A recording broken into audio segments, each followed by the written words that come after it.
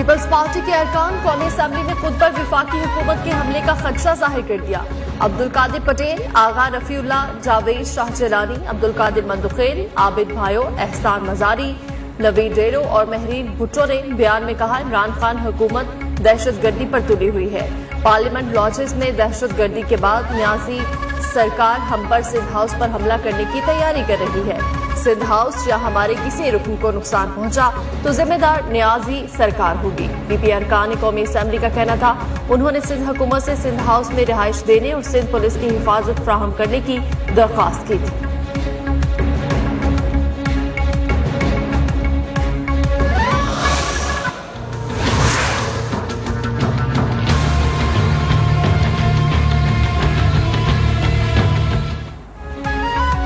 Speaker Punjab assembly के U turn पर U turn. पहले इंटरव्यू में कहा, इमरान खान 100% मुश्किल में है। सुबह बयान में वजाहत दी कि इमरान खान ईमानदार आदमी है।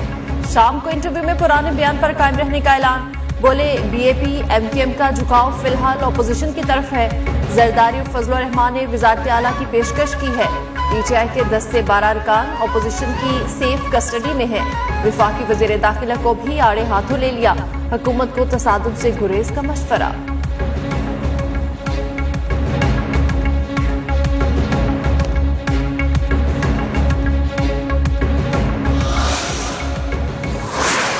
अपनी पार्टी में ये राय होगी कि हमें पीटीआई के अलावा एक नेशनल गवर्नमेंट बनानी चाहिए।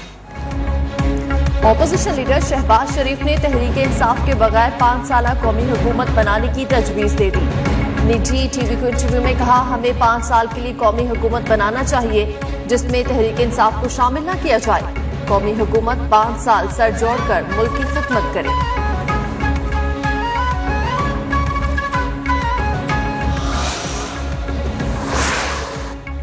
मेरे शिकार के लिए 3 चूहे निकले हैं, इन तीनों का शिकार करूंगा। एक ही गेंद से 3 चूहों की विकेटें गिराऊंगा। वज़ीर आज़म इमरान खान का सवात में जलसे से खिताब। कहा, 100 गीदड़ों की कौम जिसका सरदार शेर हो वो कौम जीत जाएगी और 100 शेरों की कौम जिसका लीडर नवाज शरीफ जैसा हो वो नहीं जीतेगी। इस्लामाबाद के सिंध हाउस में लोग नोटों के बैग लेकर जमीर खरीदने बैठे हैं।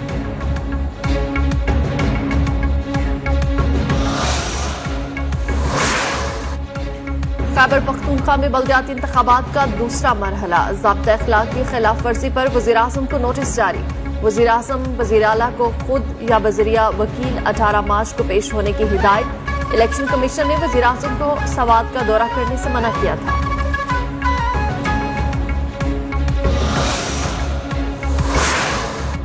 इस्लामाबाद में आसिफ अली जरदारी की मौलाना फजल रहमान से मुलाकात। पीपल्स पार्टी ने लॉन्ग मार्च में शिरकत की दावत कबूल कर ली।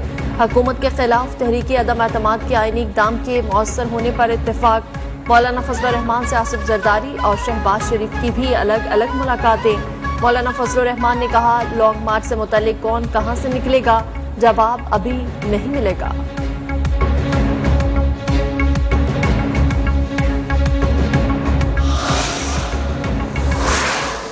सबसे ज्यादा हैरत मौलाना फजल रहमान पे हो रही है। वो तो बिखरे पड़े हैं, वैशी जट पड़ने पड़े हैं। मैं खास तौर पर मौलाना फजल रहमान साहब से कहना चाहता हूँ कि ये सारे भाग जाएंगे, आप धर लिए जाएंगे। अगर आप कानून को छेड़ेंगे तो हम आपको छोड़ेंगे नहीं, चाहे इसका नतीजा कुछ भी क्यों ना निकले। लेकिन जो जुबान आप इस्तेमाल कर रहे हैं, अगर इस मुल्क में खाना जंगी और अनारकी हुई तो फिर इसकी कीमत आपको देनी पड़ेगी।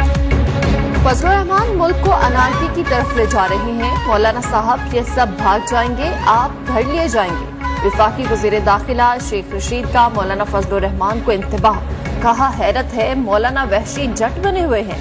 20 मार्च से 2 अप्रैल तक रेंजर्स एफसी को इख्तियारात दे रहा हूँ। आप कानून को छेड़ेंगे तो हम छोड़ेंगे नहीं, चाहे नतीजा कुछ भी निकले।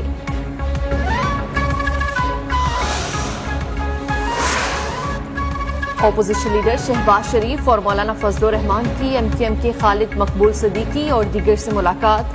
मौजूदा मुल्की सूरत हाल पर मुशावरत का सिलसिला जारी रखने पर इत्तेफाक। शहबाज शरीफ ने कहा, इत्तेहादियों से बातचीत जारी है, जल्द फैसला हो जाएगा। अमीनुल हक का कहना था, ऑपोजिशन के साथ मुज़ाकरात का अमल जारी रहेगा।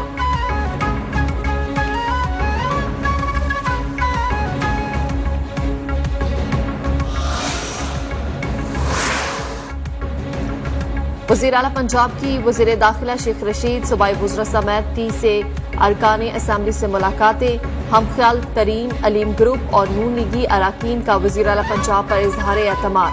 वज़ीर आला उस्मान बुज़दार ने कहा, ओपोजिशन इकट्ठी होकर भी वज़ीर आज़म का मुकाबला नहीं कर सकती। एहतसाब का वक्त आ गया। इमरान खान के खिलाफ फैसला हो चुका। जो वज़ीर आज़म का साथ देगा वो महंगाई बेरोजगारी का साथी होगा। लीगी रहनुमा एहसन इकबाल की न्यूज कॉन्फ्रेंस। सवाल जलसे पर इलेक्शन कमीशन से इमरान खान की असेंबली रुकनीयत मुअत्तल करने की भी अपील।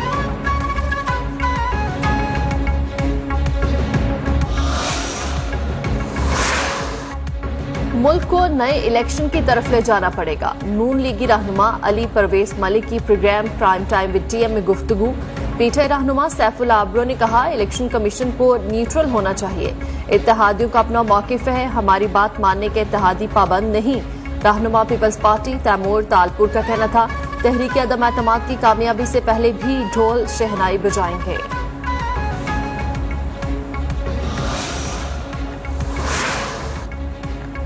आसिफा भुट्टो जरदारी से ड्रोन कैमरा टकराने का मामला। पीपल्स पार्टी ने DGIS lieutenant general Nadeem Anjum को खत लिख दिया। वाक़े पर तशवीश का इजहार, शफाफ तहकीकात का मुतालबा।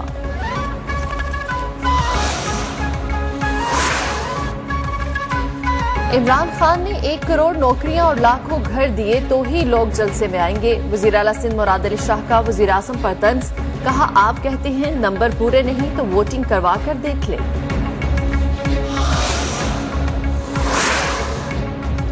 मुल्क में सियासी पारा हाय, वकला बरादरी भी मैदान में आ गई। तहरीक अदम एतमाद के मामले को पुरअमन तरीके से हल करने का मुतालबा। अमनो अमान के सूरत हाल बरकरार रखने के लिए सुप्रीम कोर्ट से रजू करने का भी ऐलान। सियासी कायदीन से गैर अखलाकी जुबान का इस्तेमाल रोकने का भी मुतालबा।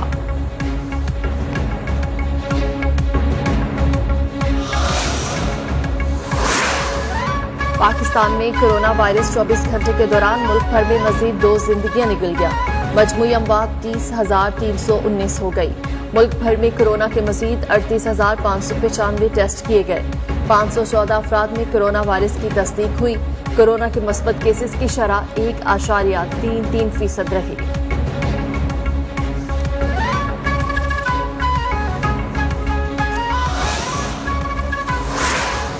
कराची के इलाके नॉर्थ नाजमाबाद ब्लॉक जी में पुलिस मुकाबला। 2 डाकू जख्मी हालत में गिरफ्तार। पुलिस के मुताबिक गिरफ्तार डाकू से अस्लहा मसरूका मोटरसाइकिल बरामद हुई।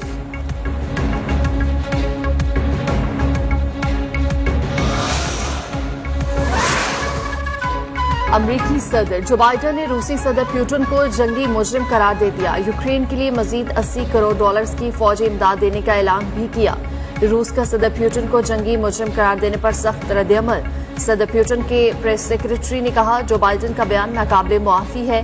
ये बयान ऐसे मुल्क का सरबराह दे रहा है जिसके बमों से दुनिया में लाखों लोग हलाक हुए।